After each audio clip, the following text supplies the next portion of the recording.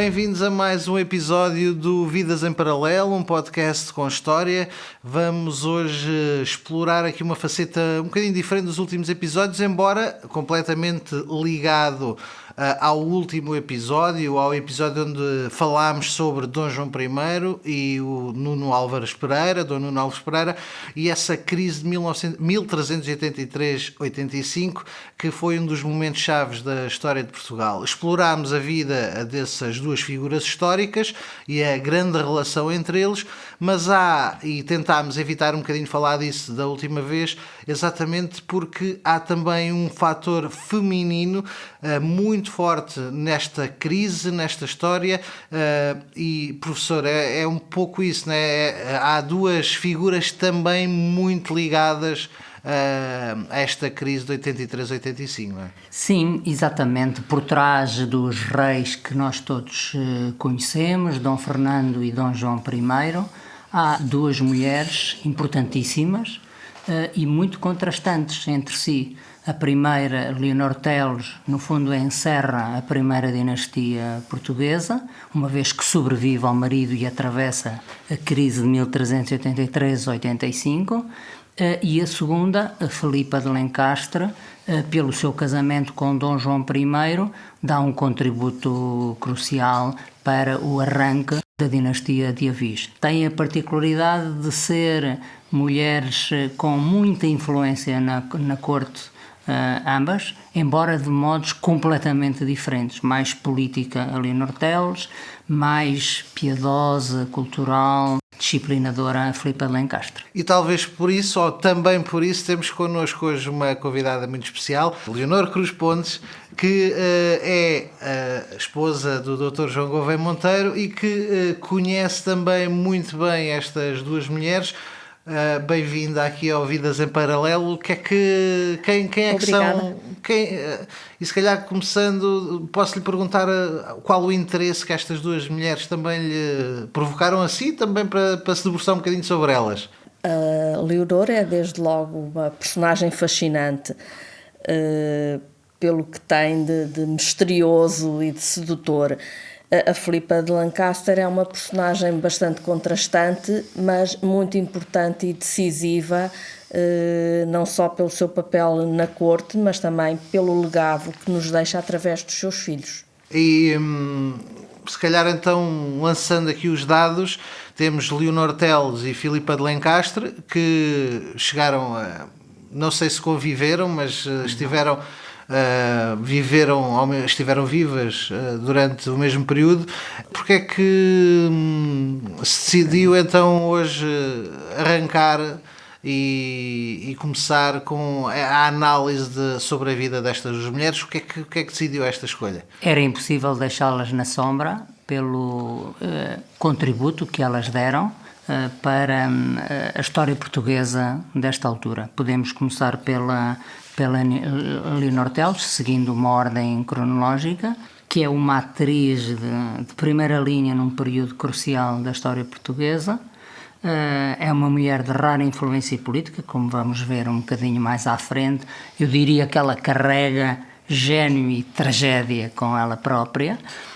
Temos a vantagem de ter um retrato que não é só um retrato físico, que é mais do que isso, que o Fernão Lopes nos deixou dela na crónica de Dom Fernando, e que vou passar a citar porque é extremamente belo até do ponto de vista literário. Diz ele sobre Leonor, de quem manifestamente não gostava, até pelo comportamento amoroso que o cronista lhe imputa. A certa altura ele diz que ela era lavrador de Vênus e criada em sua corte. E então, apesar de tudo, eu acho que ela admirava a Leonor Teles e diz sobre a Leonor: era bem manceba e igual em grandeza de corpo, havia loução é garboso e elegante, havia loução e gracioso gesto, e todas as feições do rosto, quais o direito da formosura outorga, tal que nenhuma por entonces, nessa altura, era a ela semelhável em bem parecer e dulcidão da fala. Ou seja, ela tinha um poder de sedução enorme, na opinião do cronista, que aliás acrescenta que depois dela, cito de novo, aprenderam as mulheres a ter novos jeitos com seus maridos. Ele também sugere que ela era um bocadinho vingativa quando recorda a sua relação com o mestre Davis, por exemplo, e a vontade que o mestre Davis teve de fugir para a Inglaterra depois de matar o condandeiro. O cronista não perde a oportunidade para dizer que o mestre pensou fugir porque ele a conhecia, a Leonor Teles, por mulher de grande coração e muito vingador de quem desprazer havia. Ou seja, o retrato que ele nos traça da Leonor é de uma mulher sedutora, inquieta, ambiciosa, com muita autoconfiança, com bastante coragem e com muita astúcia também. E para conhecer a vida desta mulher, nós vamos poder usar não apenas as crónicas de Dom Fernando e Dom João I do grande Fernão Lopes, como um pouco da crónica do Pero López de Ayala, o cronista castelhano desta época, e até a própria chancelaria de Dom Fernando, que, como veremos daqui a pouco, nos vai sinalizar a atividade da Leonor Teles na própria administração do reino. E acho que a Filipa de Lencastre também tem... Porque é que esta mulher, digamos, por um lado, se emparelha com Leonor Teles e, obviamente, as características dela são muito vincadas também, mas de uma forma oposta, não é? Quase. Sim, se pode dizer que se emparelha em importância, em papel decisivo na nossa história, é muito contrastante na sua atitude e no seu caráter, porque seria uma pessoa muito mais recatada. A Filipa de Lancaster foi rainha de Portugal entre 1387, data do seu casamento com Dom João I, até à sua morte em 1415, exatamente nas vésperas da tomada de Ceuta, e só como curiosidade, note-se que ela é a única figura feminina que está representada no padrão dos descobrimentos. E merece esse destaque porque teve um papel decisivo no momento da afirmação da nova dinastia, porque pela sua ascendência plantageneta dá um brilho à dinastia Davis, pelo valor simbólico de pertencer à Casa Real Inglesa, mas também teve um papel decisivo pela sua ação na corte e talvez mais do que isso, pelo legado que acaba por transmitir aos seus filhos, essa descendência ilustre a que Fernão Lopes chamará a ínclita geração. Portanto, aí vemos claramente que têm as duas um papel fundamental aqui nesta transição, nesta crise, mas a Filipa de Lencastre dá o arranque para, se calhar, o período de ouro da história de Portugal, não é? Sim, exatamente. Se do ponto de vista do retrato físico não poderemos, se calhar, fugir muito do estereótipo da inglesa loura, de olhos azuis, como é apresentada pelo historiador de Oliveira Martins, ou da referência do poeta francês Eustache Deschamps, que diz que ela tem um corpo delgado, lindos olhos e face suave. Acho que nos interessa mais o aspecto psicológico do seu caráter, que podemos escolher em fontes como as crónicas de Fernão Lopes ou da crónica de Gomesianos de Zurara, da tomada de Ceuta, e até nos próprios escritos do seu filho Dom Duarte, que nos vão apresentar a rainha como um modelo de rainha cristã, piedosa. E também podemos ter o aspecto mais intimista de Filipa de Lancaster, por exemplo, nas cartas, que são poucas, mas das muitas que ela escreveu, em que, por exemplo, quando o seu secretário de origem inglesa decide regressar à Inglaterra e ela diz que compreende bem as suas saudades, ou quando numa outra carta pede que lhe mandem a última moda inglesa em bolsas. E manteve essa ligação à casa, apesar de ter feito outra casa, ter feito Portugal.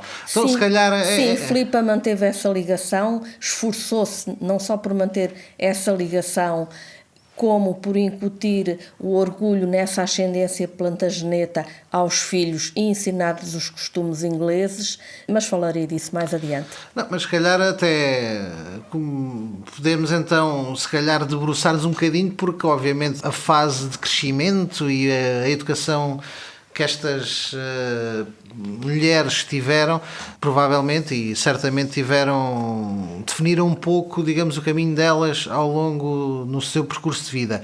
Professora Leonor Teles, quem é que era esta mulher? Bom, podemos começar por falar um bocadinho da família. Os Teles de Menezes aparecem um bocadinho associados ao estigma de um estrangeirismo, que aliás o próprio Fernão Lopes sugere quando coloca o povo a reclamar do casamento de Dom Fernando com Leonor Teles, dizendo que ela devia escolher era a filha de um natural do reino de Portugal. Mas é preciso que se diga que os Teles de Menezes, a cuja linhagem pertence a Leonor, aparecem na geração do quinto avô de Leonor Teles, um homem que chamava Telo Pérez de Menezes, e convém que se saiba que este homem era nada mais, nada menos do que neto de Soeiro Mendes da Maia. Ora, Soeiro Mendes da Maia é um dos principais validos do conde Dom Henrique, do pai do nosso Dom Afonso Henriques, não é? E aliás é tio da condensa Dona Teresa. A ligação dos Teles de Menezes à história de Portugal é tão antiga quanto isto. E este homem, este Telo Pérez de Menezes, teve um filho chamado Afonso Teles, que é o quarto avô de Leonor Teles, que faz 2 casamentos que também são muito sugestivos para acentuar esta ligação.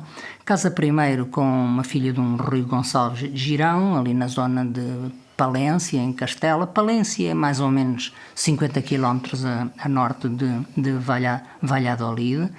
E daqui vem a resultar o nascimento de um novo senhor de Menezes, também chamado Afonso, tinha um gosto pelos Afonsos, Afonso Teles de Córdoba, que é, em meados do século XIII, o tenente de Bragança, que é o grande senhor, o grande representante do poder público na zona de Bragança. Portanto, esta família tem uma ligação forte ao norte de Portugal, à região de Trás-os-Montes, nesta altura. E um neto deste Afonso, uma neta, chamada Maria de Molina, casa com o rei de Castela, com o Sancho IV de Castela. E o que é também particularmente interessante, porque os filhos deste casamento, de Maria de Molina com Sancho IV de Castela, virão a casar com os filhos do nosso Dom Dinis com a Isabel de Aragão. Não é? Portanto, há aqui um cruzamento entre as casas reais de Castela e de Portugal, que mostra que a nobreza portuguesa e a nobreza castelhana, nesta época, ainda se sentiam mais hispânicas do que propriamente castelhanas ou portugueses. E se viéssemos por aí abaixo, encontraríamos mais exemplos disto. Por exemplo, o avô da Leonor Teles foi mordomo-mor de Dom Afonso IV, era um rico homem com interesse e ligações políticas fortes, quer a Castela, quer a Portugal. Que casou com uma senhora da família Valadares que tinha bens em Trás-os-Montes e no Minho. Portanto, são múltiplos os exemplos que eu poderia aqui citar, e é neste quadro, digamos, genealógico, neste ambiente familiar, que nos aparece, portanto, repito, com o falso estigma de rainha estrangeira, Leonor Teles. Os pais dela são, por um lado, Martim Afonso Telo e Aldonça de Vasconcelos. Martim Afonso Telo é um homem que teve uma ligação muito forte a uma outra portuguesa, Dona Maria, filha do rei Dom Afonso IV, que casou com Afonso XI de Castela. Foi uma mulher que foi desprezada, é claramente uma mulher infeliz. Isso, aliás, originou uma guerra entre Portugal e Castela, entre 1336 e 38, porque Afonso IV sofreu muito com o desprezo a que o seu homólogo castelhano, Afonso XI, votava a sua própria filha. E já numa fase adiantada da sua vida, a rainha Dona Maria teve um mordomo-mor, um homem de quem foi muito próximo e eventualmente até amante, chamado Martim Afonso Telo. E este homem é o pai da Leonor Teles. E foi executado pelo próprio Dom Pedro I de Castela, que era um homem extremamente cruel e vingativo. Foi executada em 1356. A mãe é uma senhora da família dos Vasconcelos, porque ao longo do seu percurso os Teles de Menezes tiveram também um engenho para se ir cruzando com outras grandes famílias, como por exemplo os Vasconcelos ou como os Castros, por exemplo, e esta Aldonça de Vasconcelos, mãe de Leonor Teles, era filha de um antigo alcaide de Estremoz, E foi uma mulher que não se sabe exatamente quando morreu, mas não deve ter morrido muitos anos depois do marido. É provável que a Leonor Teles tenha nascido em Portugal, em território português. A grande investigadora da história da Leonor Teles é a doutora Isabel de Pina Baleiras, que lhe dedicou uma biografia excelente, e Isabel Pina Baleiras inclina-se para ela ter nascido por volta de 1350 em Trás-os-Montes, e tem bons argumentos para isso, porque em 1375 o rei Dom Fernando faz uma doação à sua própria mulher, que é a doação de Vila Real em Trás-os-Montes, e justifica essa doação com vários argumentos, um dos quais é a naturalidade de Leonor Teles na região de Trás-os-Montes. Como o pai morreu cedo, executado pelo sanguinário rei de Castela em 1356, executado em Touro, e como a mãe virá a morrer provavelmente de peste, estamos, como já assinalámos no episódio anterior, num ambiente que é um ambiente de recidivas ainda da peste de 1348, 50, é provável que a família se tenha mudado para a zona de Santarém, onde Leonor Teles tinha um dos seus tios, chamado João Afonso Telo III, que foi o quarto conde de Barcelos e o primeiro conde de Ourém. Nada mais, nada menos. É uma personagem com imenso peso na corte portuguesa durante o reinado de Dom Fernando e até antes. É um homem que é referenciado pelo Fernão Lopes com uma expressão engraçada, que é o Conde Velho, porque é o mais velho dos Telos. A Leonor tem vários irmãos, tem desde logo o João Afonso Telo IV, tem um Gonçalo Teles, que foi Conde de Neiva e de Faria, tem uma irmã, a Maria Teles, aquela que foi brutalmente assassinada em Coimbra pelo seu próprio marido, o Dom João de Castro, filho de Inês de Castro, provavelmente em 1378. Portanto, é provável que os filhos de Martim Afonso Telo e de Aldonza de Vasconcelos se tenham deslocado para a moradia dos seus tios, portanto, João Afonso Telo III e a sua mulher, que é uma dama da família dos Pachecos, chamada Guiomar Lopes Pacheco, que aliás é uma mulher que tem uma história interessante, deve ter sido criada na casa do prior do hospital, do pai do Nuno Álvares Pereira, o Álvaro Gonçalves Pereira, é filha do principal valido do Dom Afonso IV, o Lopo Fernandes Pacheco, um dos homens que está mais diretamente ligado ao próprio assassinato da Inês de Castro, em Coimbra, em 1355, e, portanto, podemos admitir que tenha havido esta mudança de enquadramento geográfico desta família, e lá deve ter vivido o final da sua meninice, o início da sua juventude, sabendo-se que, naturalmente, graças aos bons ofícios dos tios, se projetou e concretizou o seu casamento.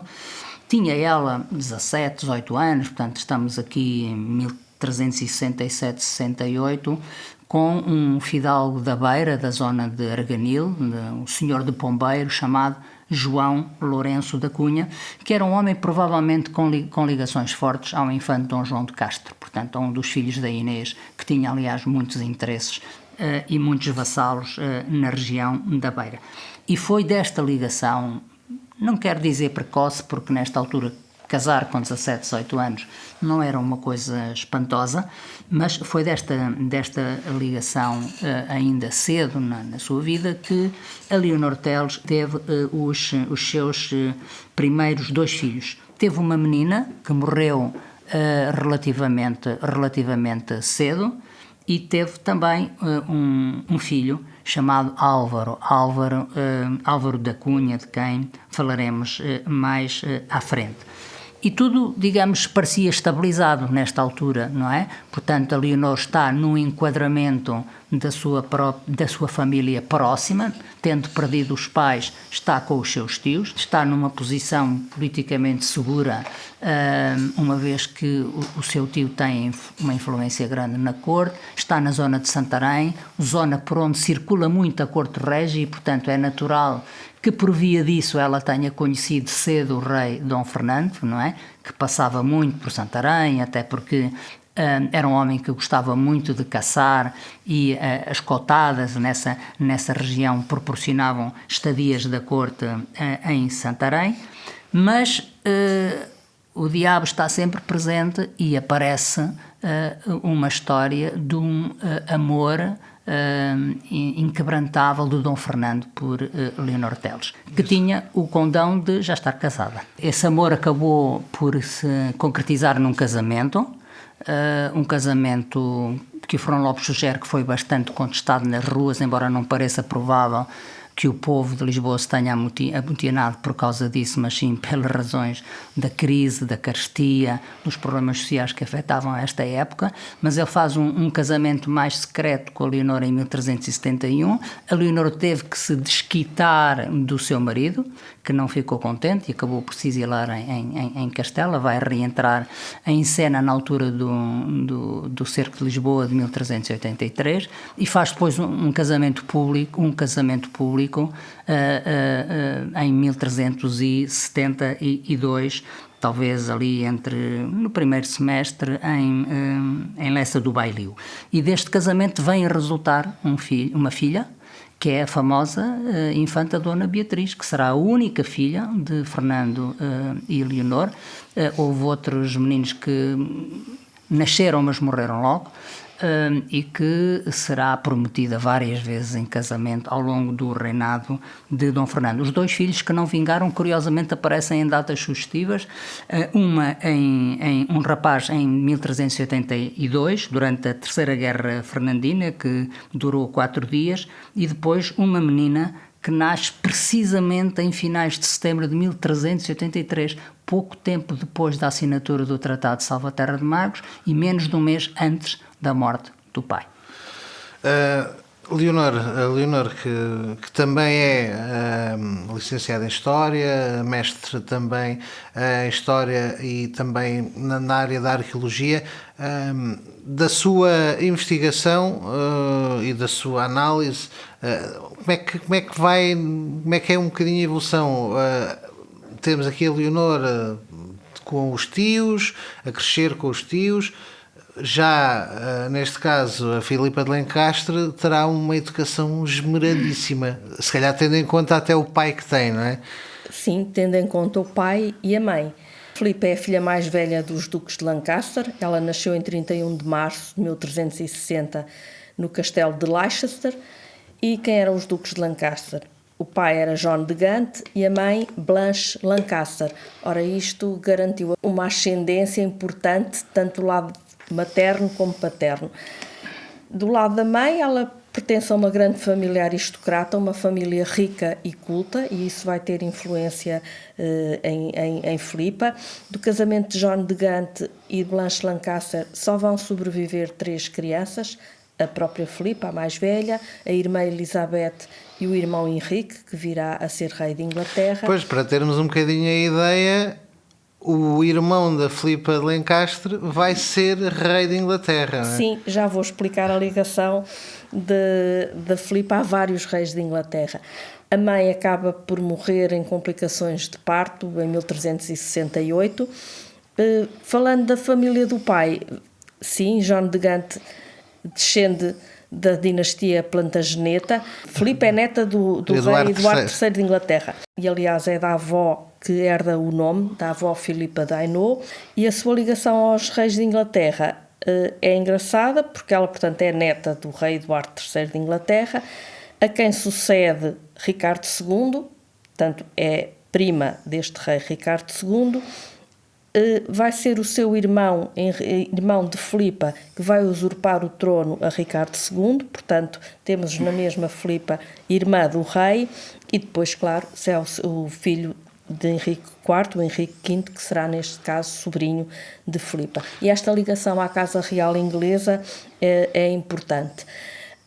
Até porque, deixa-me só, e seja a Leonor, seja o professor Gouveia Monteiro, acho que faz sentido também enquadrar aqui um bocadinho, porque estamos dentro do contexto da Guerra dos 100 Anos, portanto a Inglaterra era uma das nações mais poderosas à altura da Europa, certo?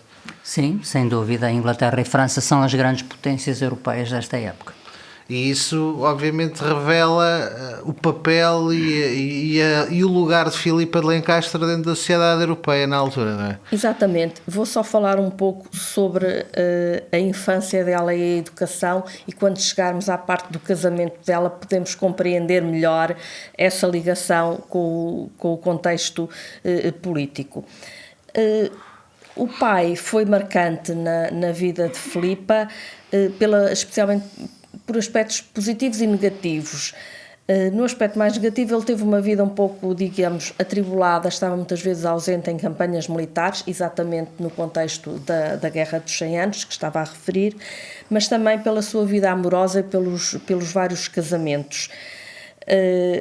Depois da morte da mãe de Filipa, João de Gante vai casar em 1371 com Constança, que é filha do Pedro I de Castela. Deste casamento vai sobreviver apenas uma menina, a Catarina, que vem a casar com o rei Henrique III de Castela. Vemos aqui depois a ligação também de Filipa à Casa de Castela através da meia-irmã. Mas, entretanto, o pai tinha uma relação amorosa com uma dama chamada Catarina Swynford, que também vai ser importante na vida de Filipa.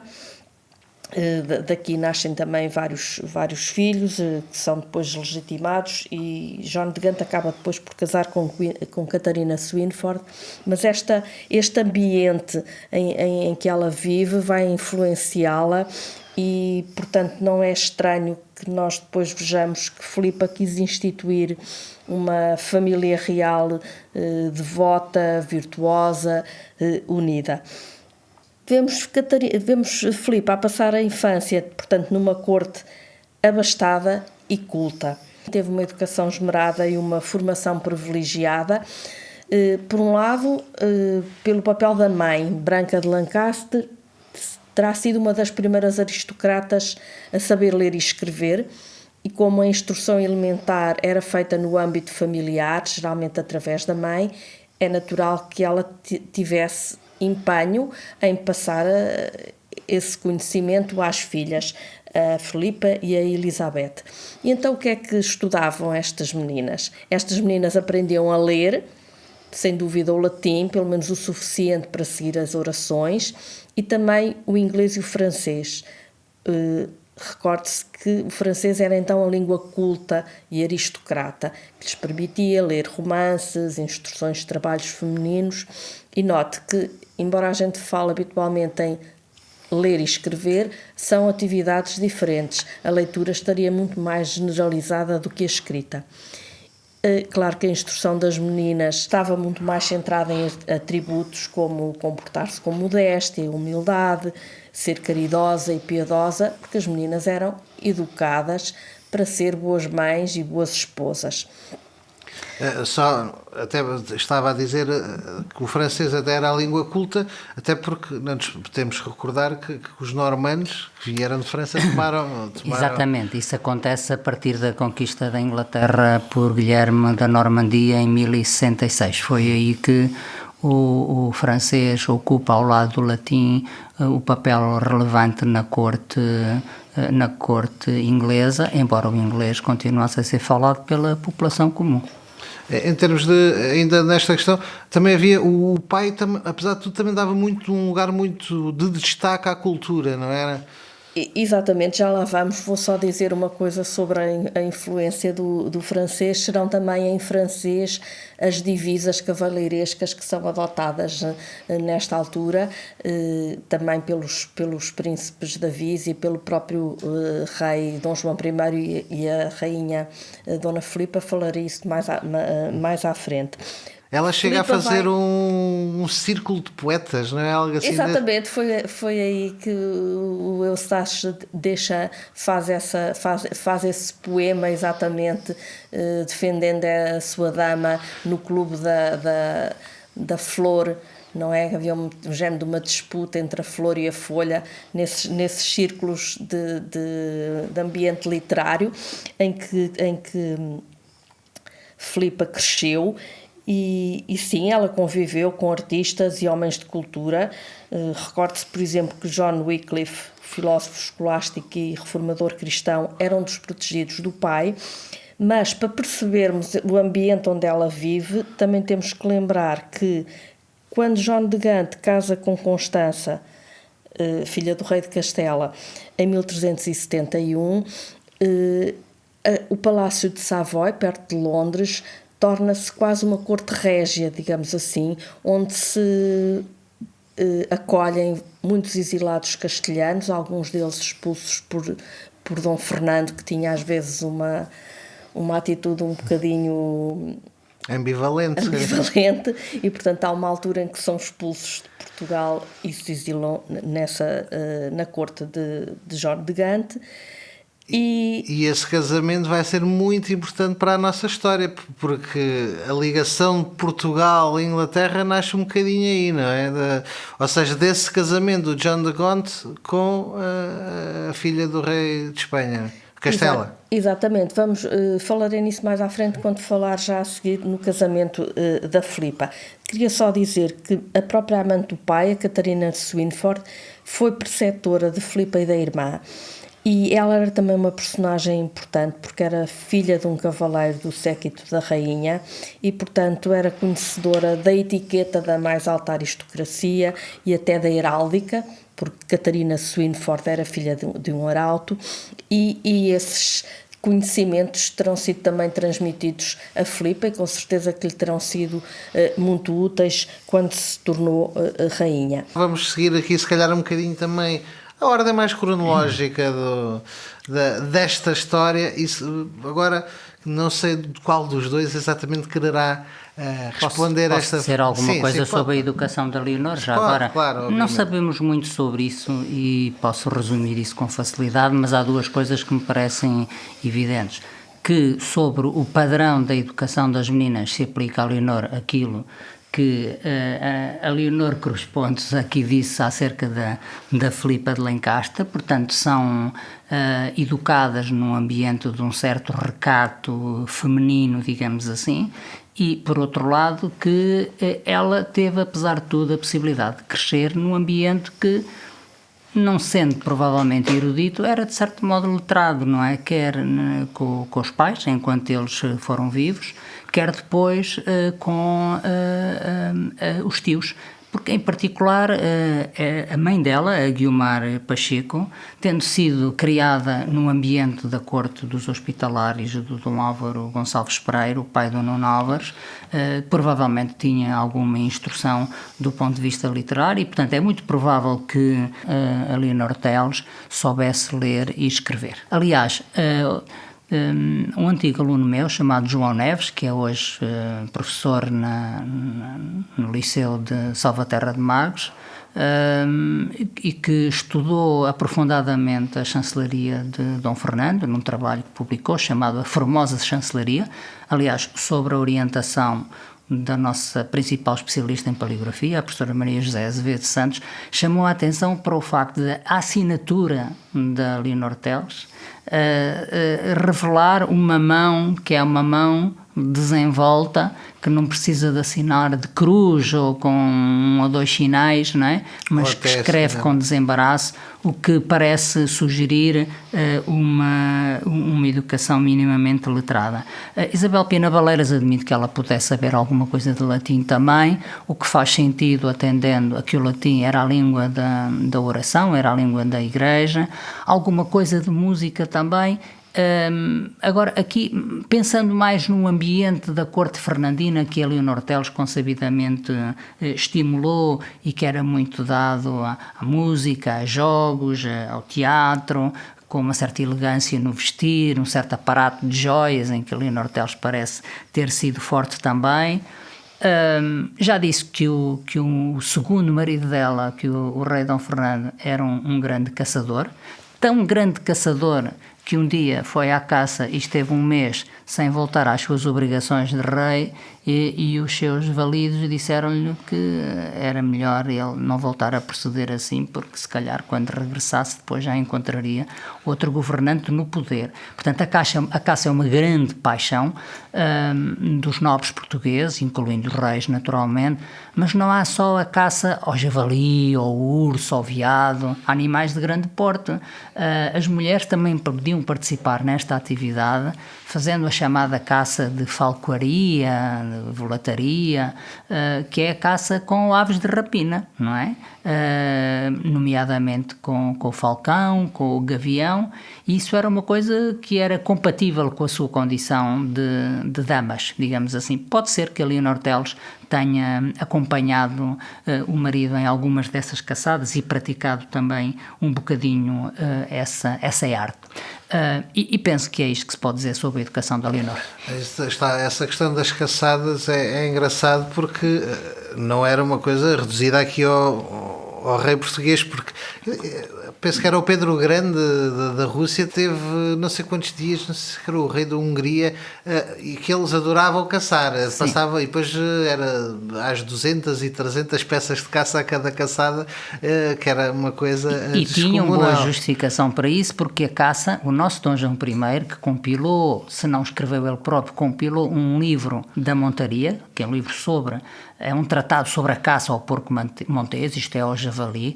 Ele dizia que a caça era a síntese de todos os desportos, e que era o desporto que mais adestrava os cavaleiros, os fidalgos, os nobres para a guerra, porque era preciso saber montar a armadilha ao adversário, cavalgar bem, manejar a lança, esperar o momento certo quando o adversário saía da toca para investir contra ele, e isso no fundo preparava tão bem ou melhor do que as justas e os torneios, os nobres para a guerra.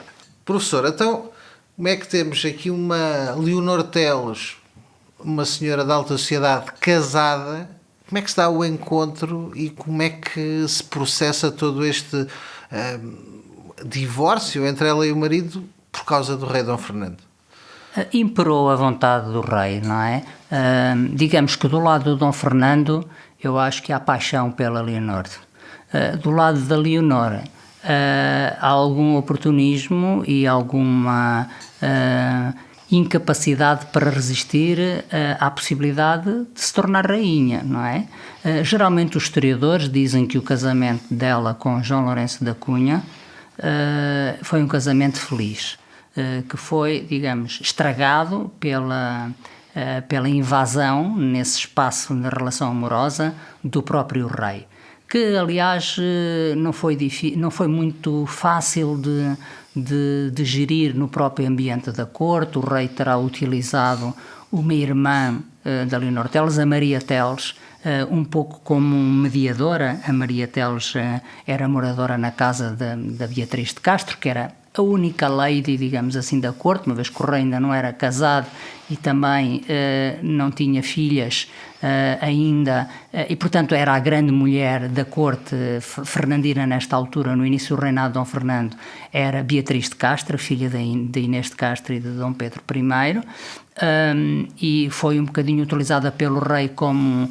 mediadora, amaciadora, preparadora desta possibilidade de enlace dele com a Leonor Teles. Procurou dissuadir o rei, depois o irmão da Leonor Teles, o João Afonso Telo IV também, e viram que o rei estava muito determinado e acabaram por consumar esse divórcio, digamos assim, argumentando, como era tradicional na Idade Média, com a relação de consanguinidade, de parentesco entre Leonor Teles e João Lourenço da Cunha, o que parece ter sido um argumento falso, porque eles tinham obtido dispensa papal para poder concretizar esse casamento. A verdade é que o João Lourenço da Cunha teve pouca possibilidade de resistir ao rei e acabou por fugir e, naturalmente, por acumular um rancor enorme, até porque o seu filho Álvaro nasceu, segundo se pensa, em 1371, portanto no próprio ano em que a Leonor casa com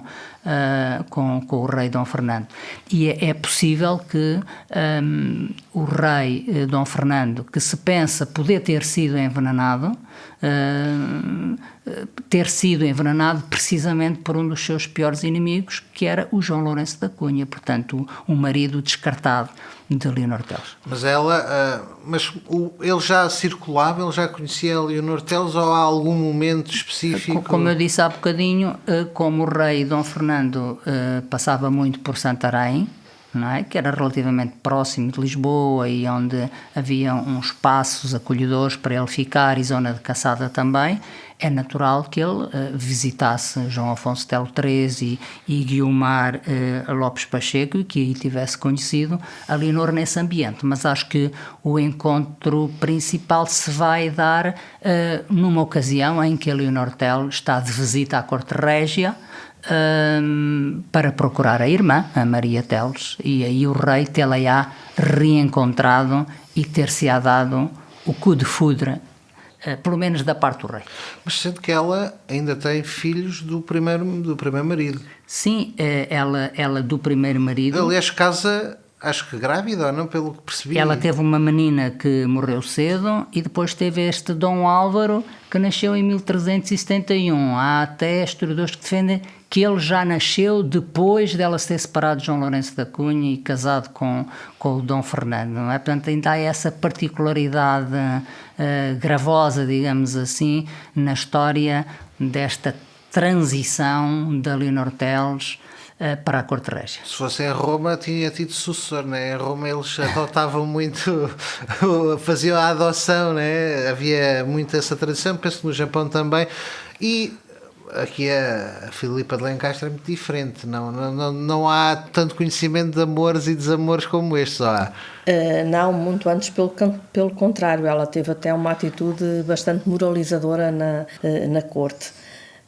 Ela teve um casamento mais tradicional, embora também com alguns precalços, digamos assim. Portanto, convém lembrar que os matrimónios reais eram alianças, não é? Que serviam para selar tratados, neste caso o Tratado de Windsor de 1386. Já tinha alguma idade, pelo menos para a época, tinha 26 anos, ia fazer 27 no mês seguinte, quando se casou. E convém lembrar que isto não é muito estranho, porque geralmente a filha mais velha era reservada para as grandes alianças.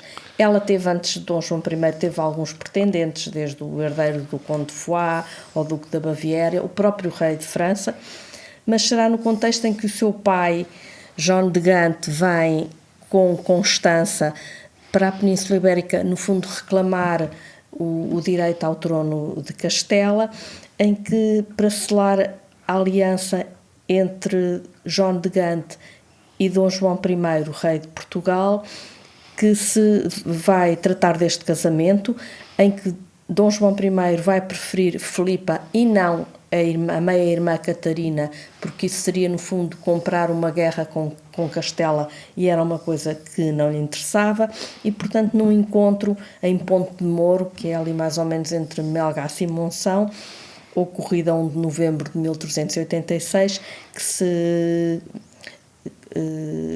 define este casamento. Sendo que, se calhar, nessa perspectiva, a relação de João de Gonde com Portugal, e aí se calhar entrando mais na parte mais política, já vem desde o Dom Fernando, não é? Ou seja, este casamento podia-se já vir a desenhar um bocadinho de trás, não é?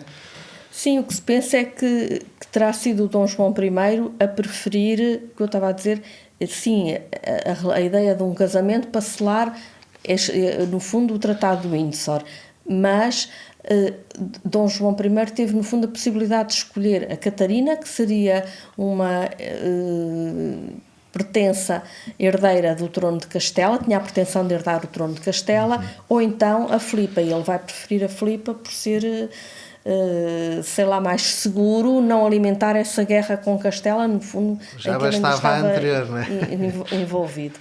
Portanto, eles vão casar em fevereiro, no dia 2 de fevereiro, no Porto, uma cerimónia celebrada pelo próprio Bispo do Porto, embora também haja aqui a questão de que ela casa sem a presença da família, nem o pai nem a madrasta. Isso é muito interessante. Estão presentes, porque uma das razões será que faltava a dispensa papal. Portanto, Dom João I, sendo mestre da Viz, tinha feito votos religiosos e era preciso uma dispensa papal que ainda não tinha chegado. E era um bastardo, não é? E era um bastardo, e portanto há aqui também uma série de intrigas que não se sabe bem se foi o próprio João de Gante que também quis demorar o processo. A verdade é que a bula só chegou em 1391, embora com efeitos, digamos, retroativos.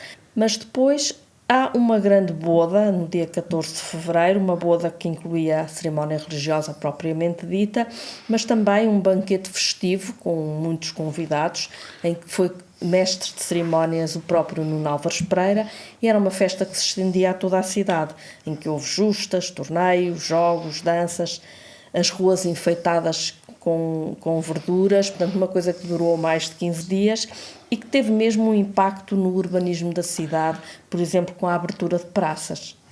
Mas falou nessa perspectiva, ou seja, teria alguma ideia política essa questão do John de Gaulle não vir ao casamento, não vir ninguém da família e deixou a filha cá assim sozinha, é isso?